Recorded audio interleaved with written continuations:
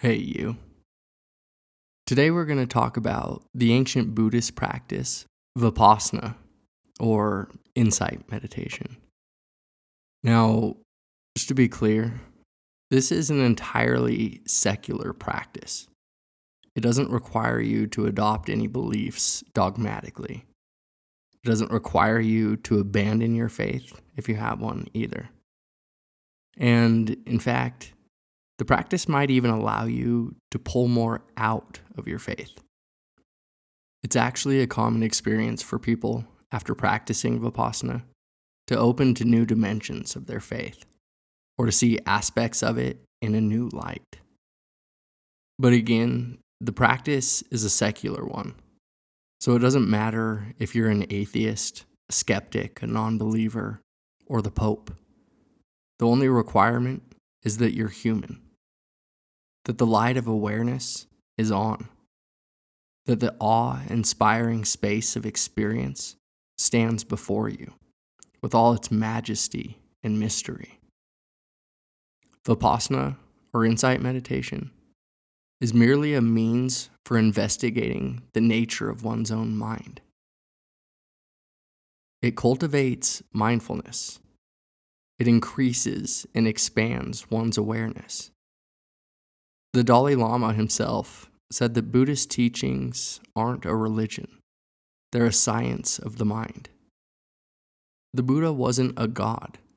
He was a human being who saw suffering in the world and was compelled by compassion to understand and relieve it. And in the end, after an unyielding commitment and devotion to this problem, he not only discovered a lasting peace, but he experienced some fascinating insights about the nature of the human mind, which once grasped, not conceptually or as an idea, but once witnessed directly in one's own experience, can lead to a radical transformation of one's being in the world. This wisdom, these teachings and insights have now been passed down, explored, tested, and expanded for 2,500 years, and are now even being corroborated with the rigorous methods of Western science. So, now that I've hopefully assuaged any concerns, now that you know you're not being inducted into a cult or anything like that, let me build out a bit of a framework so you have some conceptual structure to sit in when we begin our first practice tomorrow. Now, perhaps the first thing to address, the foundation we need to lay, is a philosophical understanding that sits at the roots of both Eastern and Western philosophy. And that is the difference between relative and ultimate truth, or in its Western frame, the difference between reality and appearance. And if you're not already familiar with these philosophical principles, no worries. Your understanding of them will unfold in time. It's enough today to understand that knowing something conceptually or as a matter of theory is much different from knowing something directly as a matter of raw experience. Knowing what something is much different from knowing how something feels. We can call a sunset, but the actual sunset, the experience of it, is whatever it ineffably is. It's not the idea or the concept of it. It's just it. In Zen, they say the finger that points to the moon is not the moon. So, Vipassana, or insight meditation, is a practice of looking beyond the world of appearances. It's a practice of looking directly at the nature of all things. It's sometimes translated as clear knowing or bare knowing, which I think is a useful way to think about it. To observe, to feel, to see clearly and directly the raw data of experience, to see things not as concepts or ideas, but to know them directly.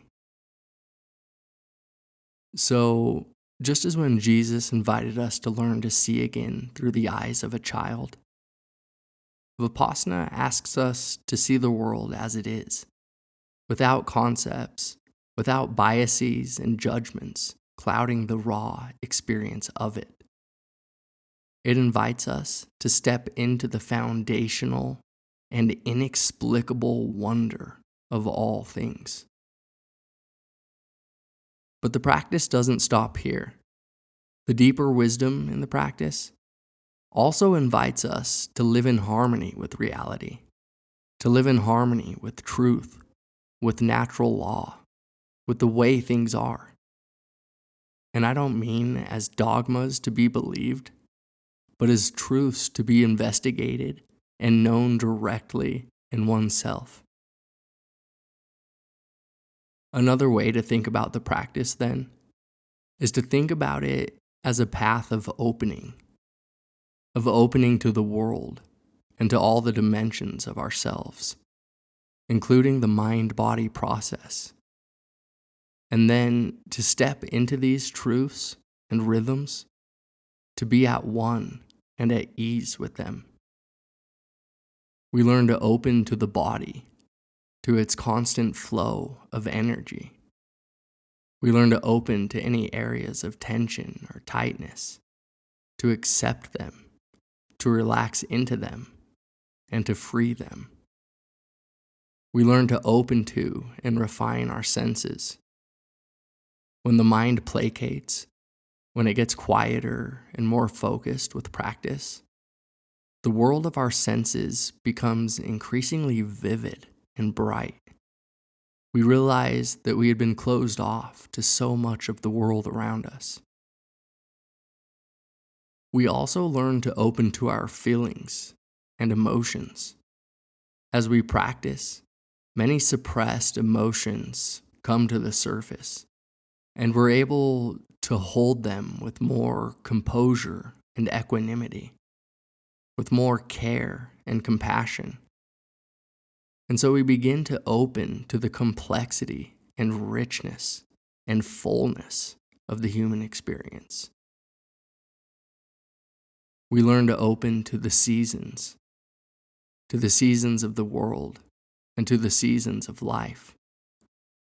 We open to the ever-changing nature of all things, to the ups and the downs, to the gains and losses, to the praise and the blame, to the joys and the sorrows. We also learn to open to our intuition. We learn to open to an intuitive realm that doesn't involve discursive thinking. We end up having more space and peace in the mind, less distraction and clutter to hear this intuition, to feel it, to respond to it. And so we learn to trust ourselves more. And after the mind has become more stable, we also learn to open to our thoughts, to our ideas, our frameworks, concepts, and convictions. We learn to see them and to relate to them in a different way. We're able to observe them from an open and spacious awareness, rather than collapse into them, rather than identify ourselves so readily with them. And this allows us to be less reactive to them. We gain the freedom to discern with wisdom which thoughts to engage and which thoughts to leave alone. Finally, and perhaps the pinnacle of the practice, is to discover and open to ourselves, to our true and authentic selves, to be at peace with and at home with ourselves. In any case, I hope you enjoy the course. Until next time.